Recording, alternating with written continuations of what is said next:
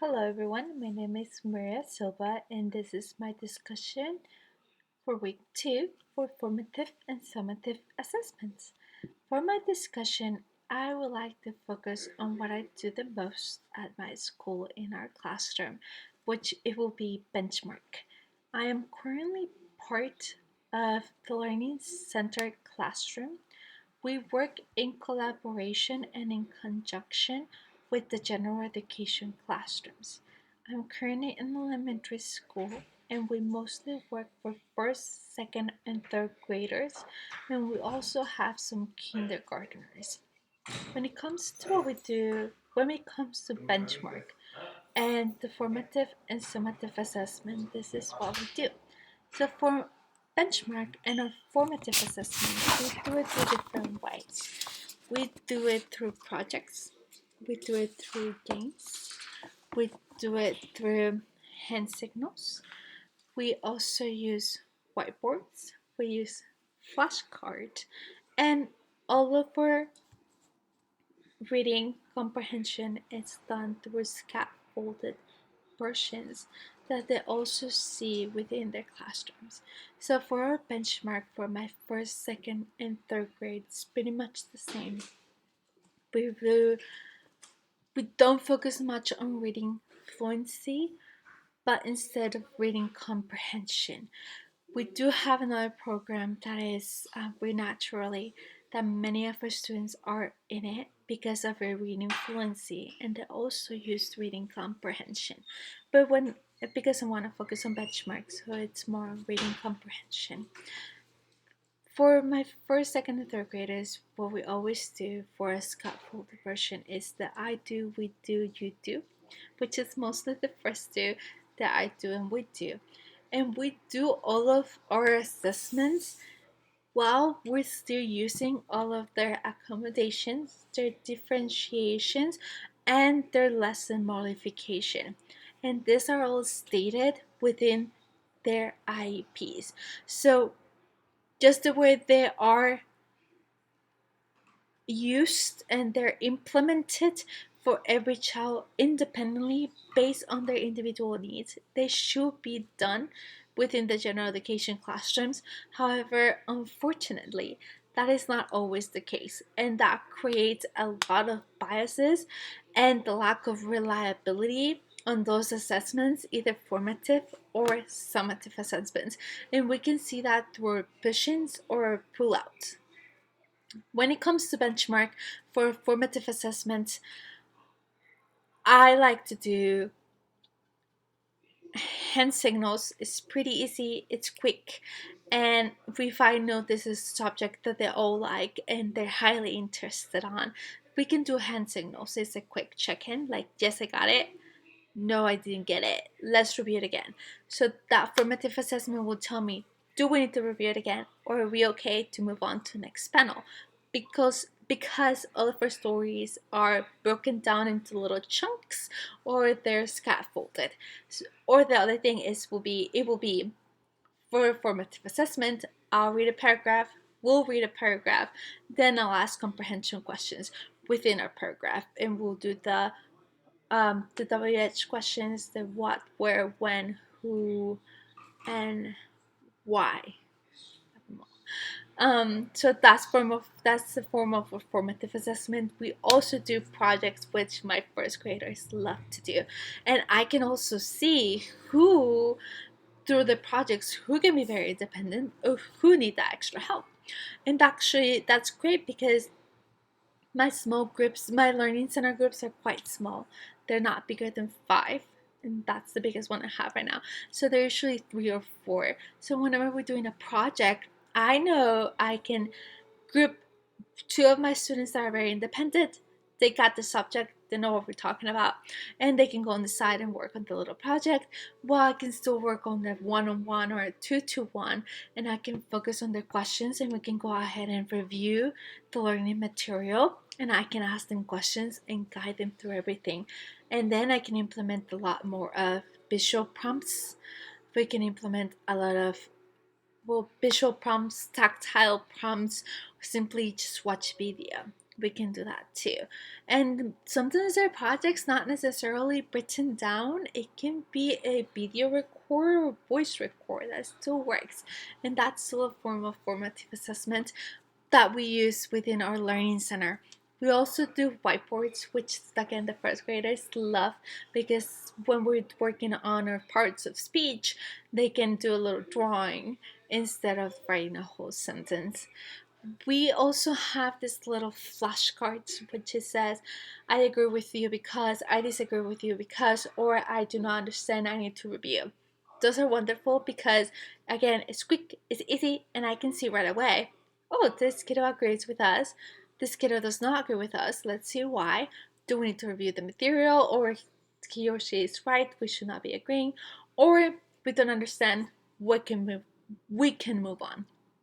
The bias on this formative assessment, it's because many of our students, especially within our learning center groups, and because they're so young, they usually like to go with what the rest is doing. So they do not like to have that extra attention either, or at least not at the beginning. At the end of the year, they're more confident and they're okay getting the extra help.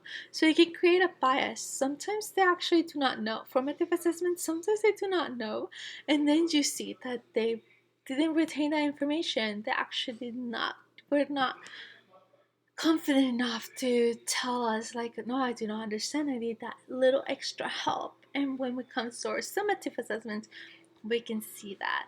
So that happened at the beginning of the year, and that was a bias that we actually had to go back, talk to those little students, to our little students, create a lot of social emotional skills, and then we were able to work from there. When it comes to our summative assessment, I want to talk about my second and third graders. Summative assessment, we do a lot of mastery checks, and there's usually at the end of our chapters for benchmark. Again, their text is scaffolded into little chunks. I ask comprehension questions. We do hand checks. We do nonverbal and verbal too. They're usually more verbal, so they want to share their opinion. And that's formative assessment and for my third graders. But when it comes to our summative assessment, we do a benchmark test or quiz pretty much every week. I want to say that we do formative assessment in conjunction with summative assessment, but it's summative assessment. That's something that I'm not completely sure of quite. So it's a summative assessment. I read it, we read it, I ask the question, and then they answer. However, I do not tell them if they're right or wrong. So that's what makes a summative assessment, because I'm not actually correcting them. So we just move on because it's a test or a quiz. And then after that quiz, I can say, hey, we need to review this lesson. Hey, we need to do a little one-on-one. Or they need to come on Fridays, which is our study whole day, and we can go ahead and review that lesson so they're ready to go and move on to the next one, because they usually build up. Then they build up pretty quickly, even though they're scaffolded.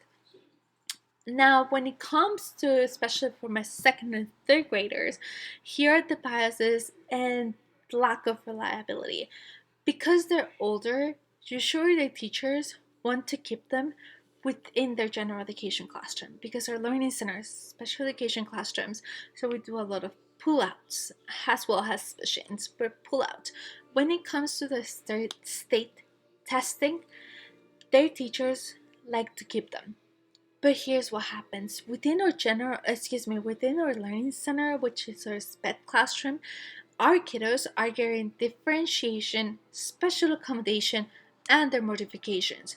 When they go into the general education classroom, they usually do not get that, even though it's stated into the IEPs, and even though those general education teachers are part of the IEP meetings, and we go through everything that's stated in the IEP, they're not implemented. So they must show that into our learning center, hey, they went through all of this material, they should be here, and then we get the results and they're way below. And especially for those kiddos that have ADHD, within our learning center, we can stop them, we can break it down into chunks, and then they can do it because they have extended time, so they can do it throughout a week instead of just doing it one day. Into the general education classrooms, they sit down, they do it in one day within an hour or two. That's their time limit. They can do it in 15 minutes. Create a big bias. Their grades are just way low when we know that for those summative assessments, they know the material. So what happens is they didn't get their accommodations, they didn't get their differentiation, they didn't get those tactiles, they didn't get those visuals that they have the right to have because it's part of their IEP. So it's their right to have those things. But sometimes, and I'm not blaming general education teachers, but sometimes it's hard for them to implement it within the general education setting and environment. It's actually hard. Sometimes it might not go with the environment. I have had students question, why are they doing that and I'm not doing that? But it's part of the IB, it's part of the accommodations. So many times, in order for teachers not to get those questions, they go ahead and not do it. And even if they go ahead and change them to the middle room or have them test with the parent, that's part of pull out. So they cannot do that. They need to go into a learning center. But when we see that, the great thing is when we see that discrepancy in between grades with what we know they know from our learning center once they have all of their accommodations, modifications, and differentiations, and then they take it into the general education classrooms, we put them together, we see that it doesn't match. The good thing is we can go ahead and have them retake it with us, and then we can see if they're generalizing it or if they're not, or the grade was accurate and we were wrong, or they did lack all of their things stated within their IP and then did much better once they had all their accommodations, their modifications, their differentiation. They had those visual prompts and they had those tactiles, especially because for those subjects that they're struggling into the general education classrooms, they have access to that into our learning center. And they're learning through that universal design of learning. We knowing what's the best way for them to learn. And then they go over there and they're not able to generalize because they're not given all the materials that they need in order for them to be successful. Yeah, so that's my discussion. Thank you for watching.